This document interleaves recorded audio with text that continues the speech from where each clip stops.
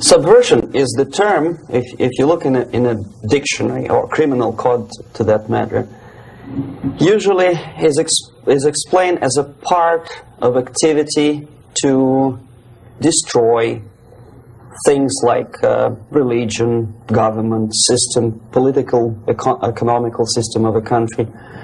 And usually it's linked to espionage and such romantic things as blowing up bridges, sidetracking trains, cloak and dagger activity in Hollywood style. What I'm going to talk about now has absolutely nothing to do with the cliché of espionage or KGB activity of collecting information. So the greatest mistake or misconception, I think, is that whenever we are talking about KGB, for some strange reason, starting from Hollywood movie makers to professors of political science and quote-unquote experts on Soviet affairs, or Kremlinologists as they call themselves, they think that the most desirable thing for Andropov and the whole KGB is to steal blueprints of some supersonic jet, bring it back to Soviet Union and sell it to the Soviet military-industrial complex. It's only partly true. If we take the whole time, money, and manpower that the Soviet Union and KGB in particular spends outside of USSR border, we will discover, of course there are no official statistics unlike with CIA or FBI, that the espionage as such occupies only 10 to 15% of money, time, and manpower. 15% of the activity of KGB. The rest, 85%, is always subversion. And unlike a dictionary of English, Oxford Dictionary, subversion in Soviet terminology means always a destructive, aggressive activity aimed to destroy the country, nation, or geographical area of your enemy. So there's no romantics in there, absolutely. No blowing up bridges, no microfilms in Coca-Cola cans, nothing of that sort. No James Bond nonsense. It's most of this activity is overt, legitimate, and easily observable if you give yourself time and trouble to observe it. But according to the law and law enforcement systems of the Western civilization, it's not a crime. Exactly because of misconception, manipulation of terms. We think that subverter is a person who is going to blow up our beautiful bridges. No. Subverter is a student who comes for exchange, a diplomat, an actor, an artist, a journalist like myself was 10 years ago. Now, subversion is an activity which is a two-way traffic. You cannot subvert an enemy which doesn't want to be subverted. If you know history of Japan, for example, before 20th century, Japan was a closed society. The moment a foreign boat comes to the shores of Japan, the Imperial Japanese Army politely tells them to get lost.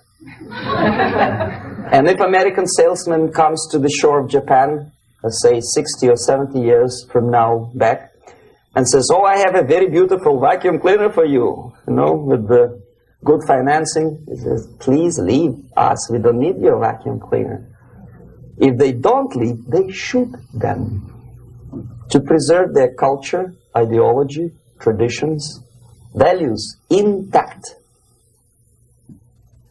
You were not able to subvert Japan. You cannot subvert Soviet Union because the borders are closed. The media is censored by the government. The population is controlled by the KGB and internal police. With all the beautiful glossy pictures of Time magazine and Magazine America, which is published by the American Embassy in Moscow, you cannot subvert Soviet citizens because the magazine never reaches Soviet citizens. It's collected from the newsstands and thrown to garbage can. Subversion can be only successful when the initiator, the actor, the agent of subversion has a responsive target. It's a two-way traffic. United States is a receptive target of subversion. There is no response similar to that one from United States to the Soviet Union. It stops halfway somewhere. It never reaches here. The theory of subversion goes all the way back 2,500 years ago. The first human being who formulated the tactics of subversion was a Chinese philosopher by the name of Sun Tzu.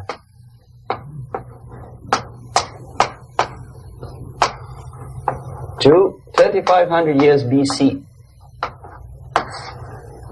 He was an advisor for several imperial courts in ancient China. And he said, after long meditation, that to implement state policy in a warlike manner, it's the most counterproductive, barbaric, and inefficient to fight on a battlefield.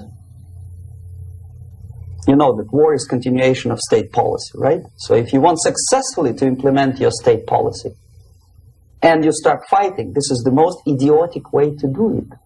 The highest art of warfare is not to fight at all, but to subvert anything of value in the country of your enemy, until such time that the perception of reality of your enemy is screwed up to such an extent that he does not perceive you as an enemy, and that your system, your civilization, and your ambitions look to your enemy as an alternative, if not desirable, then at least feasible. Better red than dead. That's the ultimate purpose, the final stage of subversion, after which you can simply take your enemy without a single shot being fired, if the subversion is successful. This is basically what subversion is. As you see, not a single mentioning of blowing up bridges. Of course, Sun Tzu didn't know about blowing up bridges. Maybe there were not that many bridges at that time. But the basics of subversion is being taught to every student of KGB school in USSR and to officers of military academies. I'm not sure if the same author is included in the list of reading for American officers, to say nothing about ordinary students of political science. I had difficulty to find the translation of Sun Tzu in the library of a university in Toronto and later on here in Los Angeles. But it's a book which is not available. It is forced to every student in USSR. Every student who is taught to be dealing further in his future career with foreigners. What subversion is? Basically, it consists of 4 periods, time-wise. If we start from here and go this way, time, right? This is the beginning point. The first stage of subversion is the process which is called, basically, demoralization. It says for itself what it is.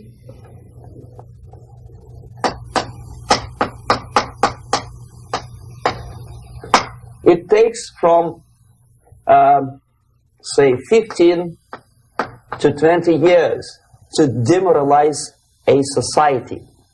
Why 15 or 20 years?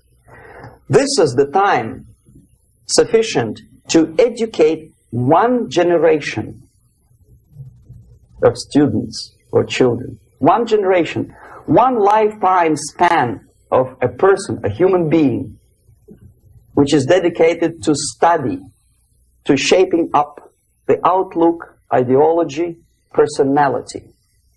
No more no less. Usually it takes from 15 to 20 years. What it includes? It includes influencing, or by various methods, infiltration, propaganda methods, direct contacts, doesn't really matter. I will describe them later. Of various areas where public opinion is formulated or shaped. Religion, educational system, social life, administration, law enforcement system, military, of course, and labor and employer relations, economy. Okay? 5 areas. I will not write them down because we will not have enough space. Sometimes when I describe all the methods, students ask me question, are you sure this is the result of the Soviet influence? Not necessarily. You see, the tactic of subversion, about which I'm talking, is similar to the martial art, the Japanese martial art. If some of you are familiar with that tactic, probably you will remember that if an enemy is bigger and heavier than yourself, it would be very painful to resist his direct strike. If a heavier person wants to strike me in the face, it would be very naive and counterproductive to stop his blow. The Chinese and Japanese judo art tells us what to do. First to avoid the strike, then to grab the fist and continue his movement in the direction where it was before, right?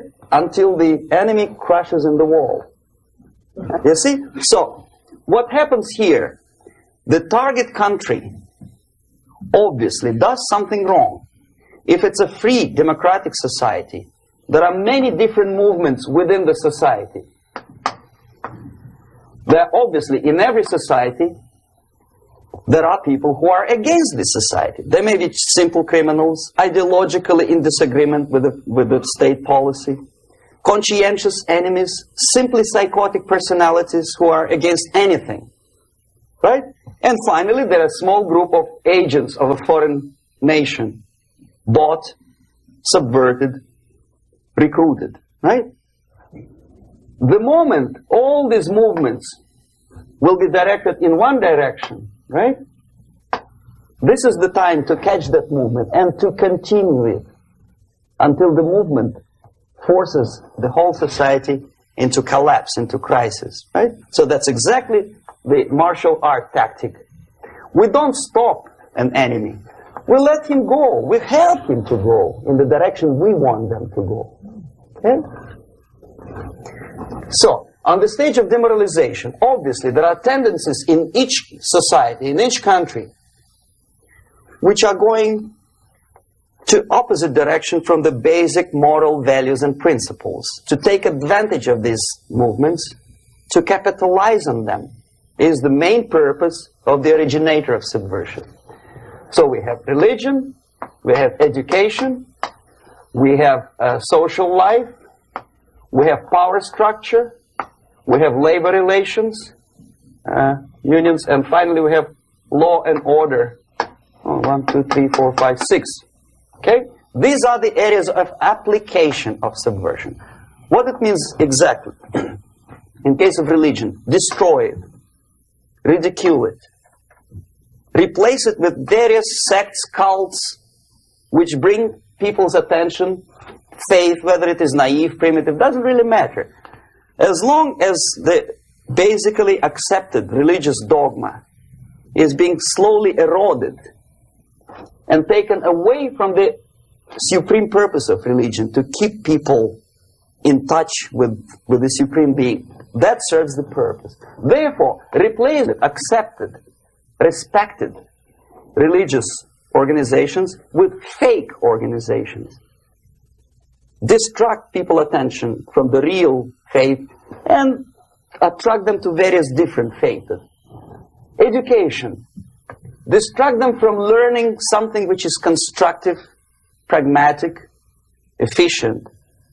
Instead of mathematics, physics, foreign languages, chemistry, teach them history of urban warfare, natural food, home economy, your sexuality, anything, as long as it takes you away, okay, Social life. Replace traditionally established institutions and organizations with fake organizations. Take away the initiative from people. Take away the responsibility from naturally established links between individuals, group of individuals, and society at large, and replace them with artificially, bureaucratically controlled bodies. Instead of social life and friendship between neighbors, establish social workers institutions. People who are on payroll of whom? Society? No. Bureaucracy. The main concern of social workers is not your family, not you, not social relations between groups of people. The main concern is to get the paycheck from the government. What will be the result of their social work doesn't really matter. They can develop all kind of concepts to show to the government and to the people that they're useful. Okay. Away from the natural links. Power structure. Okay. The natural bodies of administration, which are traditionally either elected by people at large or appointed by elected leaders of society, are being actively substituted by artificial bodies. The bodies of people, groups of people, whom nobody elected. Never. As a matter of fact, most of the people don't like them at all, and yet they exist. One of such group is media. Who elected them? How come they have so much power? Almost monopolistic power on your mind. They can rape your mind. But who elected them? How come they have a nerve to decide what is good and what is bad for the elected by you, president, and his administration? Who the hell are they?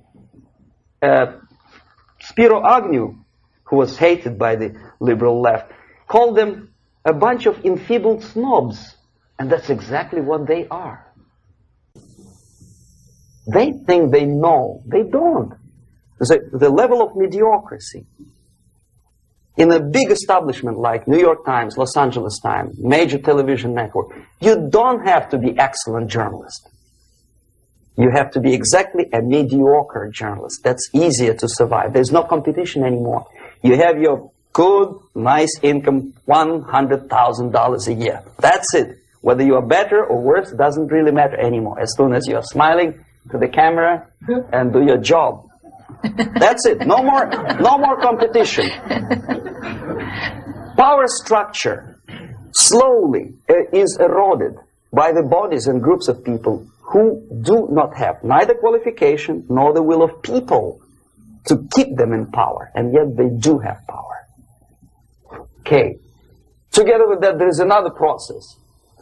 Law enforcement, law and order organization and structure is being eroded.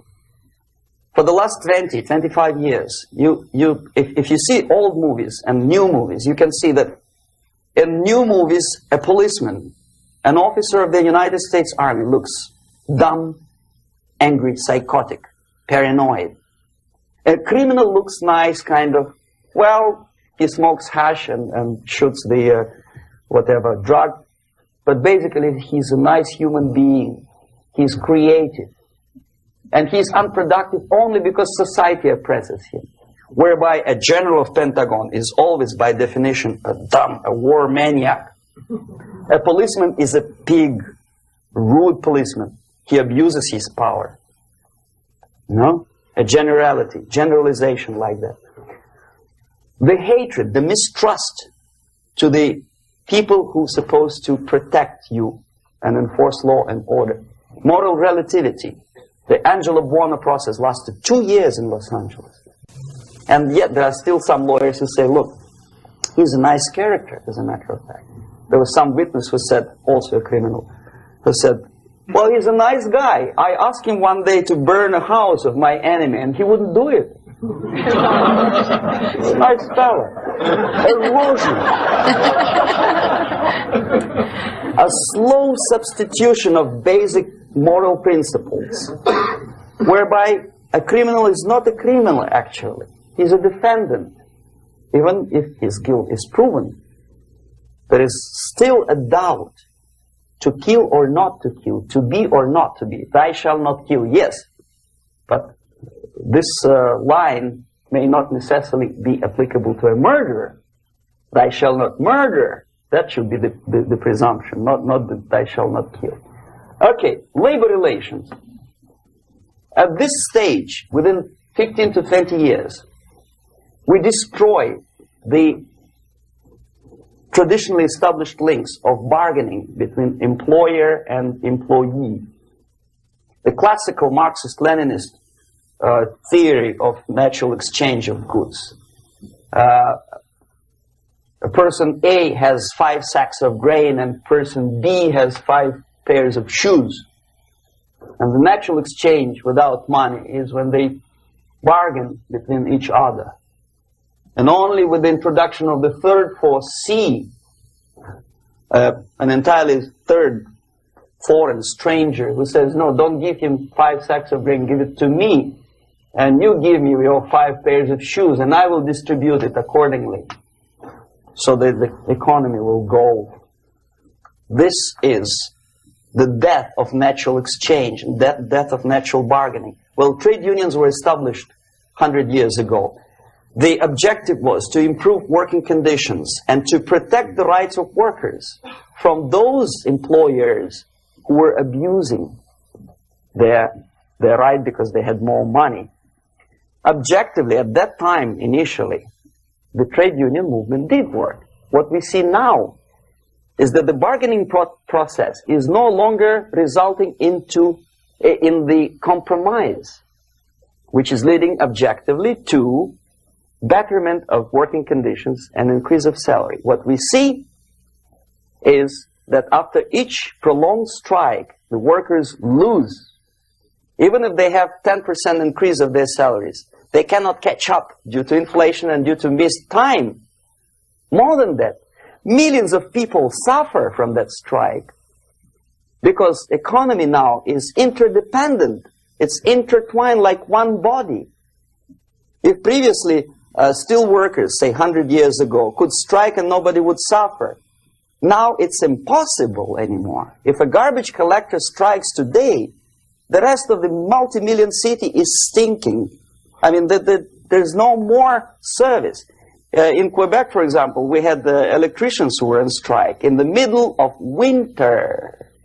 You can freeze your bottom, and they still were on strike. Did they catch up with the salary? No, they lost. Who benefited? The leaders of trade union. What is the motivation for strike? Improving of workers' condition? No, obviously it's not. Then what is it? Ideology. To prove to these capitalists. And the obedient horde of workers, like sheep, follow these people. And they cannot disobey. Why?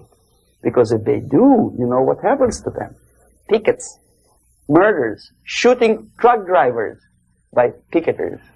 In Montreal, for example, I saw with my own eyes when I was correspondent of CBC, International, Canadian Broadcasting Corporation, when the workers of aircraft factory destroyed computers and the equipment in the factory. And the administration employed strike breakers. Their cars were turned upside down and burned. Their houses were burned. Their kids were intimidated. And some victims were there. Of that we can be sure. Why? To improve conditions of workers? No. Ideology. Okay, so this is what happens basically. It may or may not happen without the help of the Soviet Union. But the natural tendencies are being greatly taken advantage of and capitalized by the Soviet propaganda systems. How? Whenever trade union strikes, we have influx of propaganda, mass media, ideological dissemination. The workers' right, and we repeat it like parrots. Yes, workers' right. Whose rights? Workers? No. The only freedom of worker to sell his labor according to his own desire and will is taken away from him. By whom? By trade union boss. Unlimited power is given. Responsibility. I want to sell my labor not for $2.50 an hour, but for $2. I don't have right.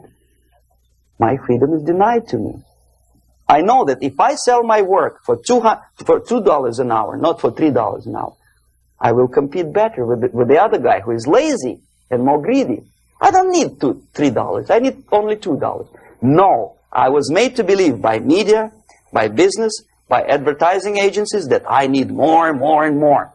Have you ever heard any advertising on TV to consume less? No. No way. Whether you need a six-cylinder car or not, you have to buy it. And hurry up. When I was driving here on the local radio station, an excited announcer said, "You hurry up, rush and save, save, save. There is a pantyhose sale." Save by buying more. Of course. It would be too naive to expect that KGB makes that advertising agency to do such a crazy commercial. No, of course not. But what we did when I was working for Novosti Press, we would snow plow editorial offices, student organizations, religious groups with literature of class struggle. If not directly Marxism-Leninism propaganda, then a propaganda of a legitimate aspirations of working class, betterment of life, equality. Equality, mind you. President Kennedy once said, we will make America to believe that people are born equal. Are people born equal? Is there any mentioning in the Bible or any other holy scripture in any religion, if you don't believe me, go to the library and check it. There is not a single word about equality. Just the opposite. By your deeds, God will judge you. What you do is important. The merit of your personality. You cannot legislate equality. If you want to be equal, you have to be equal. You have to deserve it. And yet we build our society on the principle of equality. We say people are equal. We know it is false. It's a lie. Some people are tall and stupid. Others are short, bold, and clever.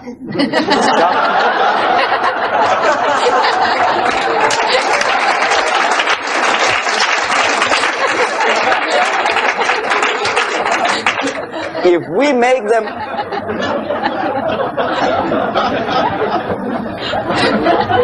make them equal by force, if we put the principle of equality in the basis of our socio-political structure, it's the same thing as building a house on sand. Sooner or later it will collapse, and that's exactly what happens. And we, as Soviet propaganda makers, are trying to push you in the direction which you go yourself. Equality, yes, equality. People are equal. Land of equal opportunities. Is it true or not? Think about it. Equal opportunities. Should there be equal opportunities? For me and for a lazy bastard who come here from some other country and immediately registers as a welfare recipient benefits? I never received a single dollar. No, sorry, I did receive once. But I never applied for welfare. For the 13 years, I took any job. Security guard, journalist, taxi driver, anything. Well, I was restless, but some people don't like it. They immediately. So why should we have equal opportunities? Why? The equal opportunity to excel. Equal opportunity in equal circumstances, yes, but we know people are different. To excel, yes, provided we reach the same level of excellency, perfection, which is hypothetical, distant future. Yes, maybe. But we know perfectly well that even with the best intentions, people could not be equal. Why should we have equality in the, say, legal system? Myself, I'm considering myself a law-abiding citizen, and a person who comes here to rob and shoot, say the United States administration under Carter, imported thousands of Cuban criminals. They were non-criminals, yet they were accepted. Do you think it's fair if myself and my wife from Philippines, who work like excuse me, horse as a lab technician in a hospital should have the same rights as a criminal from Cuba? Why? And yet we repeat as parrots, equality, equality, equality. And the Soviet propaganda system helps us to believe that equality is something which is desirable. Democracy, as it was established by fathers of this country, of this system in the last century, is not equality. It's the system where different people, unequal people, have a chance to survive and help each other in constant competition, in constant perfection. Not inequality, which is superimposed from a godfather or a nice person in Washington, D.C. And the absolute equality exists in Soviet Union, quote-unquote equality. Everybody is equal in dirt, except some people are more equal than the others in Politburo. So, the moment you bring a country to the point of almost total demoralization, when nothing works anymore, when you are not sure whether it is right or wrong, good and bad, but there's no division between evil and good, when even the leaders of church sometimes say, well, violence for the sake of justice, especially social justice, is justified in countries like Nicaragua, El Salvador, well, maybe Rhodesia. And we listen to them and say, yeah, probably it's true. Is it true? No, it is not true. Violence is not justified, especially for the sake of quote-unquote social justice introduced by Marxist-Leninism. That is my former colleague from Novosti Press Agency. Okay, so we reach that point. The next step is destabilization.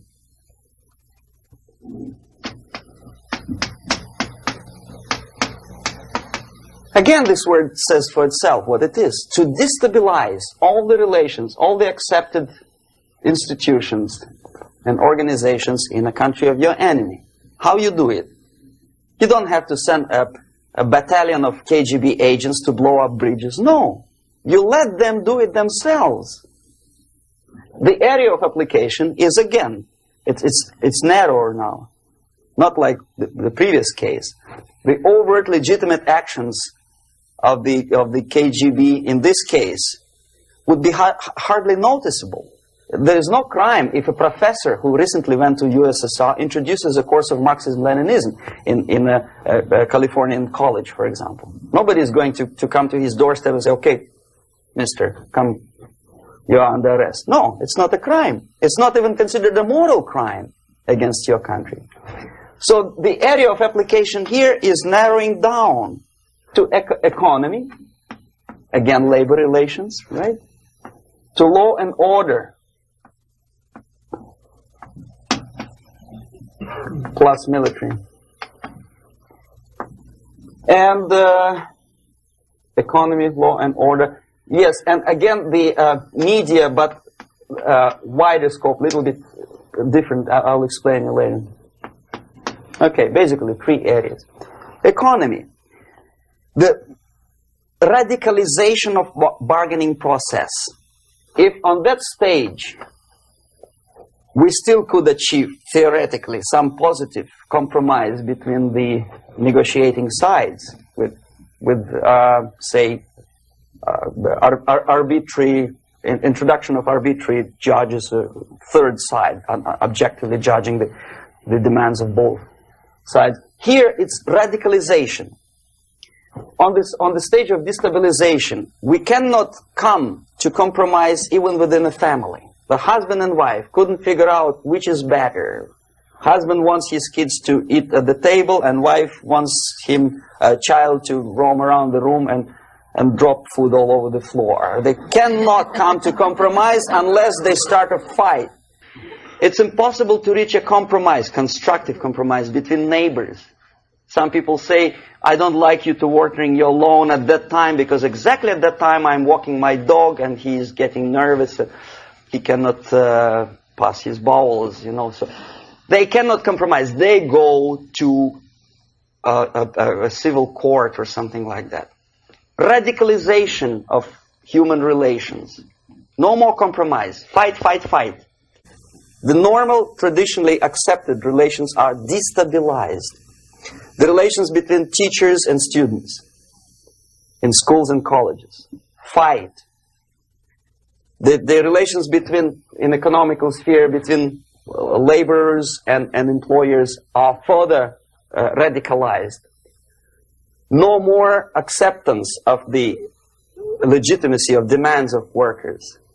Unlike Japanese, with the theory Z, if you ever heard about it, where the workers are involved in the decision-making process, therefore they don't have moral incentive to fight their bosses. In the United States, it's just the opposite. The harder is the fight, the better. The more heroic they look.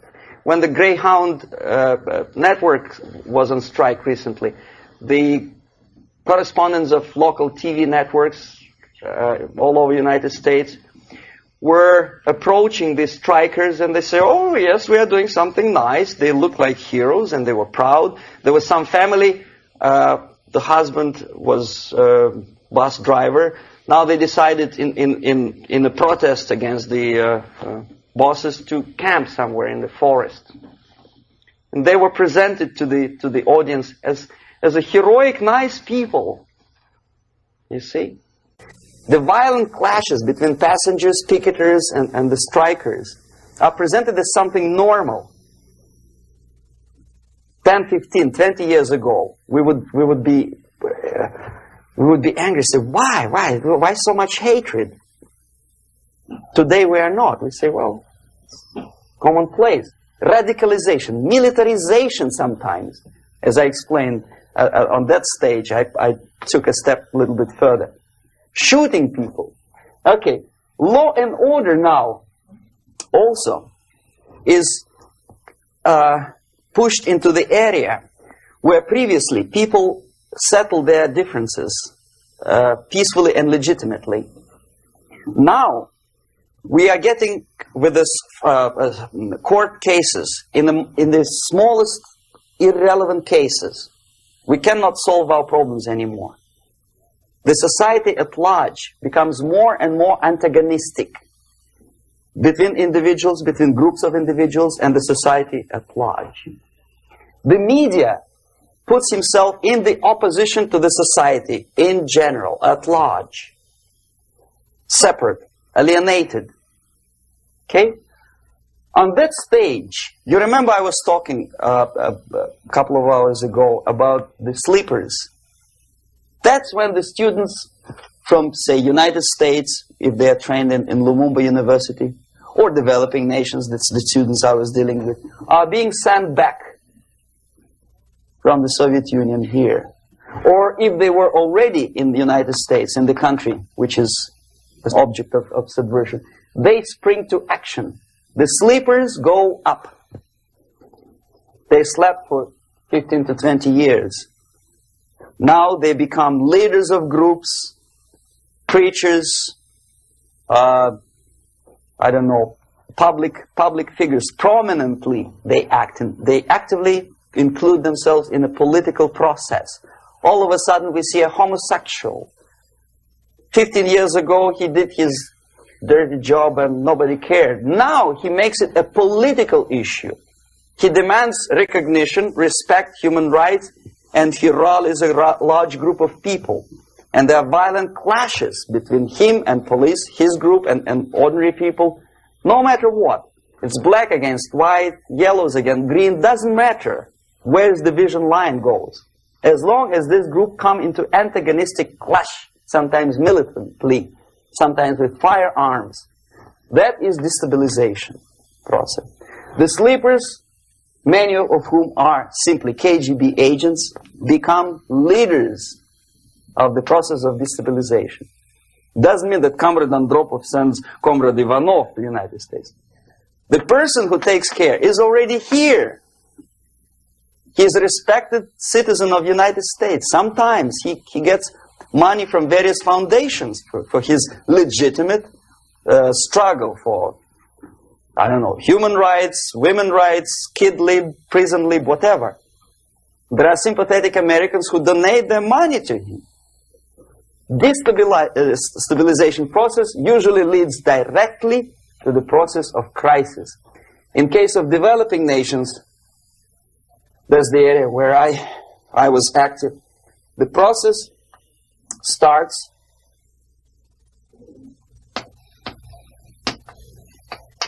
when the legitimate bodies of power, the social structure collapse. It cannot function anymore. So instead, we have artificial's body injected into society, such as non-elected committees. You remember I was talking about them here. Social workers who are not elected by people, media who are self-appointed rulers of your opinion, some strange groups which claim that they know how to lead society forward. They don't usually. All they care is how to collect donations and sell their own concocted ideology, mixture of religion and ideology. Here, we have all this artificial's body claiming power. If the power is denied to them, they take it by force. In case of Iran, for example, all of a sudden we have revolutionary committees. What kind of revolution? There was no revolution yet, and yet they had the committees. They were taking power of judgment. They had the power of execution, they had the power of legislation, and that they had the power of judicial. All of them combined in one person, who is half-baked intellectual, sometimes graduated from Harvard University or Berkeley. He comes back to his country and he thinks that he knows the answer to all the social, economical problems. Okay? Crisis is when society cannot function any more productively. It collapses, obviously. That's the word for crisis. So therefore, the population at large is looking for a savior. The religious groups are expecting a messiah to come. The workers say, we have family to feed.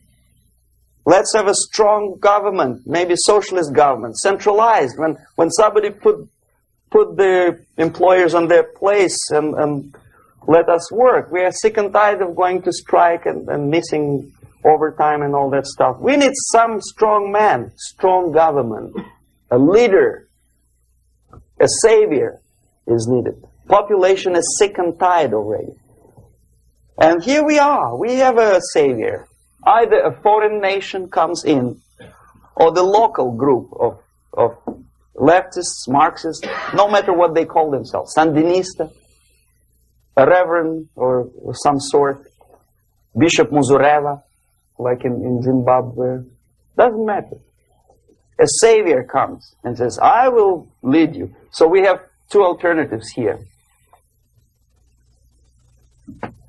Civil war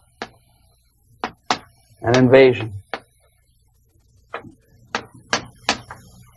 Okay? See how it goes? Civil war, we know what it is. Lebanon is the best example. The civil war, which was artificially implanted in Lebanon by injection of force of PLO, Palestinian Liberation Organization. Invasion we have in many other countries like Afghanistan, name any East European country, it was invaded by the Soviet army. But the result is the same. The next stage is normalization. Normalization is a very ironic word, of course. It is borrowed from 1968 situation in Czechoslovakia, when the Soviet propaganda and after them New York Times declared the country is normalized. The tanks moved into Prague, so there is no more Prague Spring, there is no more violence. Normalization. At that stage, the self-appointed rulers of the society don't need any revolution anymore. They don't need any radicalism anymore. So this is the reverse from destabilization. Basically, it is stabilizing the country by force. So all the sleepers and activists and social workers and liberals and homosexuals and professors and Marxists and Leninists are being eliminated. physically sometimes. They've done their job already. Okay? They are not needed anymore. The new rulers need stability to exploit the nation, to exploit the country, to take advantages of the victory. Okay? So no more revolutionaries, please. And that's exactly what happens in a number of countries. You remember Bangladesh? This is the crisis in which I was instrumental. First they had Mujibur Rahman. In 1971, he was the leader of People's Party, Awami League, with mustache like Stalin. He was in Russia many times. In 5 years, he was shocked by his former colleagues, Marxists. He fulfilled his function. In Afghanistan, it happened 3 times. First there was Taraki, then there was Amin, now there's Babrak Karmal. They killed each other successively, one after another. The moment he fulfills his duty, the first one demoralized country, the second destabilized, the third one brought it to crisis. Goodbye, comrades. Babrak Karmal comes from Moscow and put into the seat of power. Same thing happened in Grenada recently. Maurice Bishop, Marxist, was killed by Austin, what's his name, General something, who was also a Marxist. Right? So no more revolutions, please. Normalization now. From now on, no more strikes, no more homosexuals, no more women lib, no more kid lib, no more lib, period. Good, solid, democratic, proletarian freedom. That's it. Now, to reverse this process takes enormous effort. When today, United States had to invade Grenada to reverse the process of subversion. Some people say, boy, this is not good, it's not kosher to invade the beautiful country, island of Grenada. Well, why didn't you stop the process here, when Grenada was just approached by leftists? Why not to prevent Maurice Bishop to come in power in the first place? Did Grenadians want him? Very questionable. They didn't know who was Maurice Bishop in the first place. He came to power by coup d'etat himself. Okay? No, we let the situation develop further and further and further until the crisis and normalization very soon. And then the United States decided to invade country, discovering that the country was absolutely a military base for the Soviet Union. Of course it's a drastic measure. Of course it's a pity that Marine Corps had to lose, what, 17 lives. Very bad. Why not to stop the process before it comes to crisis? Oh no, intellectuals will not let you. It's interference into domestic affairs. They're very careful not to let American administration to interfere in domestic affairs of Latin American countries. They don't mind Soviet Union interfere in these affairs. Okay. So to reverse this process, from here, it takes only and always military force. No other force on earth can reverse this process at this point. At this point, it does not take military invasion of the United States Army. It takes strong action, like in Chile.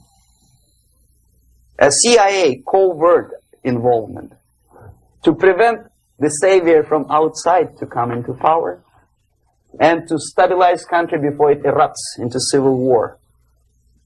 Okay? Support the right-wing conservative forces. By money, by crooks or love, doesn't matter. Stabilize the country. Don't let the crisis develop into civil war or invasion. Oh no, your liberals will say it's against the law. The Congress will not appropriate money for covert actions of CIA. Why not? Should we wait till the normalization come and Soviet tanks land in Los Angeles airport? Now, at that point, at the point of destabilization, also the process could be reversed. Again, easily than this. No CIA involvement at this point. You know what it takes here? Restriction of some liberties for small groups which are self-declared enemies of the society. As simple as that. Oh no, the media and liberals will tell you this is against the American Constitution. How can we, by force, deny the civil rights to criminals, for example? It's not good. Okay? So we allow them to, okay, if you allow the criminals to have civil rights, go on and bring the country to the crisis. This is a bloodless way to do. Curb the rights. I mean, not to put them in prison. No, I'm not talking about putting all the gays from San Francisco in the concentration camp. Do not allow them to take political force. Do not elect them to the seats of power, whether it is municipality level, state level, or federal level. It has to be beaten in the heads of American voters that a person like that in the seats of power is an enemy. Do not be afraid of this word. It is an enemy. If he is not an enemy here, he will be here. Later on, he will be shot, of course. But at this point, he is an enemy. Okay? You are doing great service by denying him a right to capitalize on his own crazy ideas and become a powerful man, a man who uses the seat of power. Restriction of certain freedoms and permissiveness at that point would prevent sliding into crisis and probably will return the process of destabilization. To curb unlimited power, monopolistic power of trade unions, here, at that point, would save economy from collapsing. To introduce a law to stop private companies of raping public opinion's mind in the direction of consumerism. No company must have a right to force you into buying more unless you want it. There must be a law. You want to advertise your car? Okay. But not a single mentioning of buying it now and saving money. It must be against the law to force people to consume more. Self-restraint. Previously, before this process started, the self-restraint was a business of church, religion. Because our preachers, the fathers of church, would tell us, material values are good, but it's not the prime function of human being. Because you have to live with something. Obviously, the design for our life is not to consume more deodorants. There must be something greater. If such a complicated instrument as human body was created, obviously there must be some higher purpose for that. And it's very easy to avoid destabilization by denying the greedy companies one little freedom, one little liberty, forcing you into turning yourself into processors of unwanted products and goods. They turn you into machines, like the worm who there's inlet and outlet. So, and how long an average appliance lasts these days? Less than a year. Why? Where's workmanship? Oh, we want you to buy more. Okay. Destabilization process could be easily overcome if, as I say, the society, by its own will or after persuasion by the leaders, will come to the idea of self-restraint. It's so hard, we want to consume more, but you have to. Unless you will come to this stage, when, as we say in Russia, if Sahara Desert ever becomes a communist state, there will be shortage of sand. So you have to curb your... You have to curb your expectations at this point before it's too late. But no, we don't want to do it. Demoralization process. Again, it's the easiest thing to reverse. First of all, by restricting import of propaganda. The easiest thing to do. Unlimited, unrestrained import of Soviet literature, Soviet journalists. Giving Soviet propaganda and ideological agitators equal time on American TV network. It has to be stopped. And it's easy. They won't be offended, mind you. As a matter of fact, they will respect America more. But when my former colleague Vladimir Posner appears on Nightline, and Ted Koppel asks him, well, Vladimir, what do you think about this? And what can he think? He is an instrument of propaganda. He thinks what Comrade Andropov tells him to think. He's just a nice, articulate mouthpiece of the Soviet subversion system. And Ted Koppel makes you believe that my friend Vladimir Posner thinks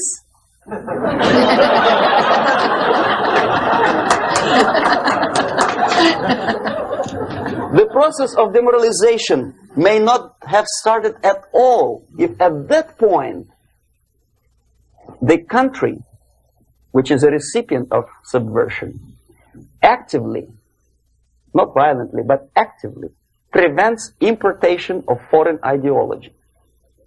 I don't want America to follow the pattern of ancient Japan. You don't have to shoot every foreigner when it approaches the sacred borders of the United States. But when he offers you a junk in the disguise of very shiny something, you have to tell him, no, we have our own junk.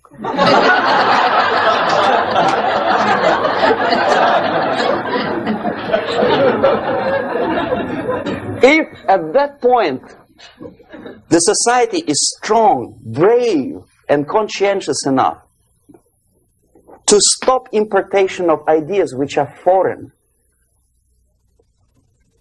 then the whole chain of events could be prevented. Recently I've been to Philippines, and I was shocked how in big cities like Manila, children listen to deafening music. A melodious nation with long traditions of good, nice ethnic music, introduced by Spanish long time ago, maybe 2 centuries, 3 centuries ago, I don't remember how long.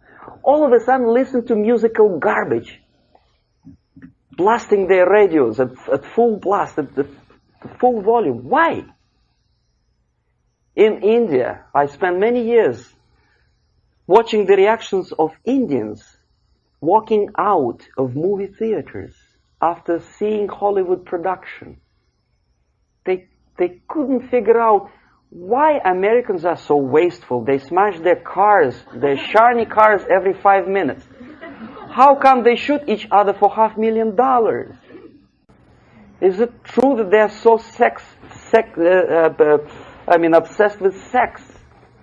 Can you imagine showing a movie where each 5 minutes there's a copulation on the screen to a country like India with long tradition of respect to these private matters, or to Pakistan?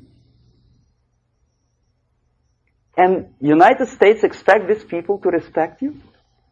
No way.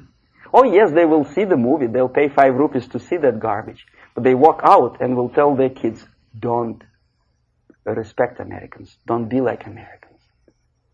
See?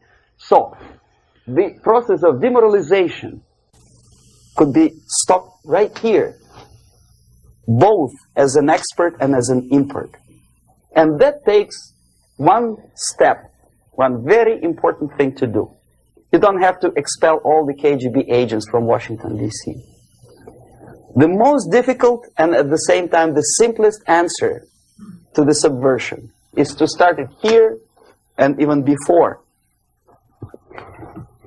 by bringing back the society to religion, something that you cannot touch and eat and put on yourself, but something that rules society and makes it move and preserve it. A Soviet scientist, Shafarevich, who has nothing to do with religion, he is a computer scientist, did a very intensive research on the history of socialist countries. He calls socialist or communist any country with a centralized economy and a pyramidal style of power structure.